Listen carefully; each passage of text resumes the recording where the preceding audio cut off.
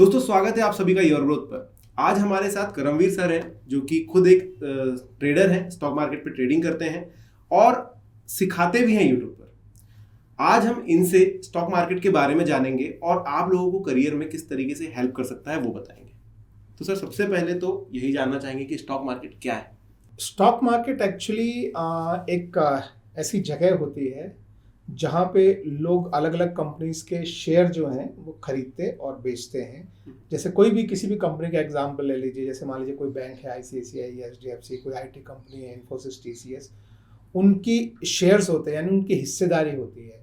तो जब आपको उस कंपनी में कुछ हिस्सेदारी खरीदनी होती है तो उसको शेयर्स बोलते हैं। तो आप वो शेयर्स वहाँ पे खरीद और बेच सकते हैं। तो अगर आपको लगता है कि इन्फोसिस, मान लीजिए आपको लगता है कि फ्यूचर में जो है वो उसकी ग्रोथ अच्छी है और ज़्यादा इनकम कमाएगी, तो आप उसके शेयर खरीद के आप रख लेते हैं और फिर जब प्राइस ऊपर जाता है तो आप उसे बेच देते हैं। तो ये जो खरीदना और बेचने का जो काम होता है ये एक्सचेंजेस पे होता है। और इसे स्टॉक मार्केट yes. तो ये जो खरीदने और बेचने का काम जो है वो स्टॉक मार्केट एक्सचेंजेस पे होता है और उसी को ही हम स्टॉक मार्केट बोलते हैं। तो ये जो खरीदने का प्रोसेस और बेचने का प्रोसेस, तो उसमें ज़्यादातर शेयर्स होते हैं या शेयर्स के कुछ डेरिवेटिव्स भी होते हैं। तो वो डेरिवेटिव शायद आप आगे बात करेंगे तो मैं एक्सप्लेन कर दूँगा। तो सर वैसे तो हम लोग जैसे देखें छोटी मोटी कोई दुकान है अपने घर के आसपास, तो हम लोगों ने पार्टनरशिप में खोली है तो थोड़े बहुत पैसे अपने तरफ से लगा रहे हैं।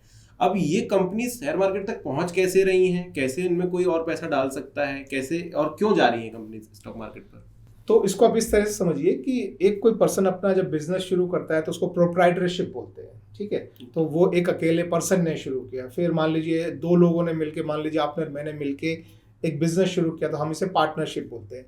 इसी तरह से कुछ जब दो से ज़्यादा लोग मिलके और एक कंपनी फॉर्म करते हैं, कंपनी अपने आप में एक अलग एंटिटी होती है और वो जब कंपनी फॉर्म करते हैं तो वो उसको हम प्राइवेट लिमिटेड कंपनी बोलते हैं। तो उसके जो शेयर होल्डर्स हैं, मतलब जैसे प्रोप्राइटरशिप में एक होता है, पार्टनरशिप में 2, 3, 4, 5 कुछ हो सकते हैं, ऐसे ही कंपनी में शेयर होल्डर्स होते हैं। मतलब किसका कितना हिस्सा है उसको शेयर होल्डर बोलते हैं। तो वो एक लिमिट होती है, उस लिमिट से ज़्यादा आप नहीं कर सकते हैं। तो जब कंपनी थोड़ा ग्रो करती है, बड़ी होती है, तो वो फिर प्राइवेट लिमिटेड की बजाय वो पब्लिक लिमिटेड बनती है। तो उसमें ज़्यादा शेयर होल्डर्स हो सकते हैं। लेकिन वो फिर भी अगर उसको कहीं मार्केट से अपनी कंपनी में किसी को इन्वेस्ट कराना है, अपना शेयर किसी को देना है, तो वो आम पब्लिक को नहीं दे सकती। आम पब्लिक को देने के लिए उनका एक प्रोसेस होता है जिसको बोलते हैं आईपीओ, इनिशियल पब्लिक ऑफरिंग। तो वो जो है उसमें बहुत स्ट्रिक्ट रूल्स होते हैं। जो हमारे एक्सचेंजेस हैं एनएससी और बीएसई उनके, और हमारा जो सेबी है जो इस पूरे स्टॉक मार्केट को कंट्रोल करता है, उनके बहुत स्ट्रिक्ट रूल्स होते हैं। उन रूल्स के अंडर आईपीओ लाया जाता है और उसके थ्रू फिर कंपनीज जो हैं वो इन शेयर मार्केट में लिस्ट होती हैं और जनता से और पब्लिक से पैसा उठाती है। तो सर हमारे जो व्यूअर्स हैं ज़्यादातर वो उन लोगों में से सब लोग अपने करियर के लिए अप्रोच करना चाहते हैं कि भाई ये चैनल भी देख रहे हैं तो उनको चाहिए कि करियर में कुछ मिल जाए, करियर के बारे में कुछ जानकारी मिल जाए।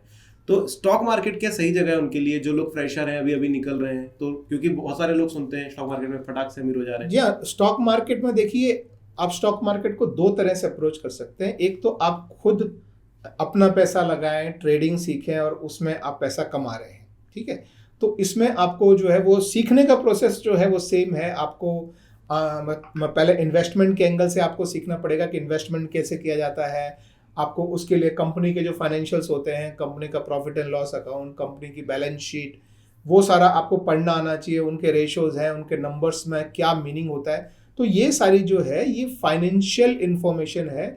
इसके लिए आपका अगर ग्रेजुएशन या पोस्ट ग्रेजुएशन अगर फाइनेंस साइड से हुआ है, कॉमर्स साइड से हुआ है, तो आपको इन चीज़ों की अंडरस्टैंडिंग जो है वो बेटर होती है। लेकिन ये जरूरी नहीं है कि अगर आप इंजीनियर हैं तो आप ये नहीं बन सकते हैं। तो अगर आपको इसको एज ए जॉब लेना है तो सेबी के बहुत सारे एग्ज़ाम्स होते हैं, एनएससी के एग्ज़ाम्स होते हैं। आप वो एग्ज़ाम दे के और सर्टिफिकेशन ले सकते हैं। आप फाइनेंशियल एडवाइज़र बन सकते हैं। आप इस तरह की कंपनीज में जॉब कर सकते हैं जो आपसे ट्रेड करवाती है आपके बेसिस पे। तो एक ये जॉब वाला प्रोफाइल है और दूसरा है कि सेल्फ आप खुद ट्रेडिंग करना चाहते हैं। खुद ट्रेडिंग करना चाहते हैं तो मैं लोगों को सजेस्ट करता हूं कि सबसे पहले जो है वो इन्वेस्टमेंट करना सीखें और कुछ साल उसमें लगाएं। लोग बहुत जल्दी जो है यूट्यूब पे वीडियोस देख के उनको लगता है कि बस मैंने यूट्यूब पे वीडियो देख ली, ऐसे ऐसे स्ट्रैटेजी मिल गई, मैं ट्रेड कर लूँ। उसमें बहुत लोग आते हैं, बहुत ज़्यादा घाटा करके चले जाते हैं। जैसे सेबी ने रिसेंटली एक रिपोर्ट निकाली कि 90% ट्रेडर्स जो हैं वो पैसा लूज करते हैं। तो आप मतलब समझ लीजिए जो 10% भी जो पैसा बनाते हैं ट्रेडर्स, उनमें से भी 80% पैसा सिर्फ टॉप का 1% ट्रेडर्स बनाते हैं। तो आप सोचिए 90% ट्रेडर लूज करते हैं और टॉप के 1% ट्रेडर जो है वो 80% पैसा बनाते हैं।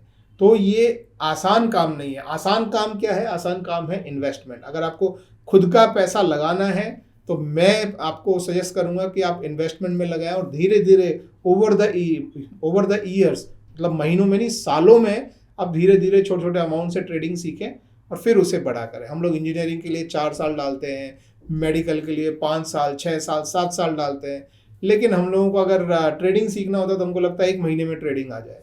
तो इतनी जल्दी नहीं होता है, टाइम लगता है।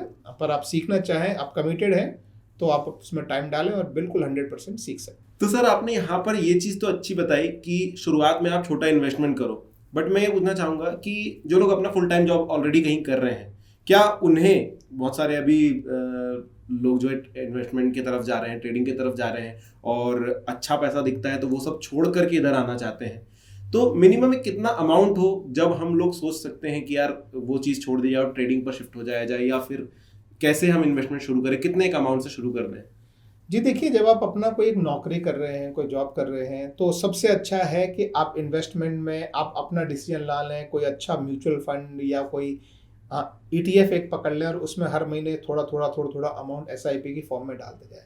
इसमें सबसे इम्पोर्टेंट फैक्टर क्या है कि आपको उसमें दिमाग लगाना ही नहीं है, आपका पूरा दिमाग अपनी जॉब पे रहेगा। तो आपको अपनी जॉब में जो है वो आपको इम्प्रूवमेंट्स मिलेंगे और आपको हायर पे मिलेगी ओवर द ईयर्स। अगर आप इस फील्ड में आना चाहते हैं और ट्रेडिंग करना चाहते हैं तो आप छोटे अमाउंट से कर सकते हैं, लेकिन अगर आपको फुल टाइम ट्रेडर बनना है, देखिए मैंने आपको, फिर ध्यान रखिएगा 90% ट्रेडर पैसा लूज करते हैं, पर फिर भी आपको फुल टाइम ट्रेडर बनना है तो वो बहुत छोटे अमाउंट से शुरू करें और उसमें सालों लग सकते हैं। बहुत जल्दी ये नहीं होता है। अगर आपको अपनी जॉब के साथ अगर आपने थोड़ा बड़ा ट्रेडिंग शुरू कर दिया तो, क्योंकि ट्रेडिंग बहुत स्ट्रेसफुल काम है, आपको 9 बजे से लेकर 3:30 बजे तक आपके उस पर आंखें गड़ाए बैठे रहना पड़ता है और आप नौकरी भी कर रहे हैं और ट्रेडिंग भी कर रहे हैं, तो ना आपकी नौकरी चलेगी और ना आपकी ट्रेडिंग चलेगी, दोनों में आपको जो है वो नुकसान ही मिलेगा। तो ऐसा ना करें, मेरा सजेशन है। आई होप आप लोगों को काफ़ी सारा यहाँ से ज्ञान जो है मिल चुका है। अब हम अगले वीडियो पर जाएंगे जहाँ पर हम FNO के बारे में बात करेंगे। फिलहाल इस वीडियो में इतना ही। वीडियो अच्छा लगा हो तो लाइक, कमेंट, सब्सक्राइब जरूर कर लीजिए। Thank you very much.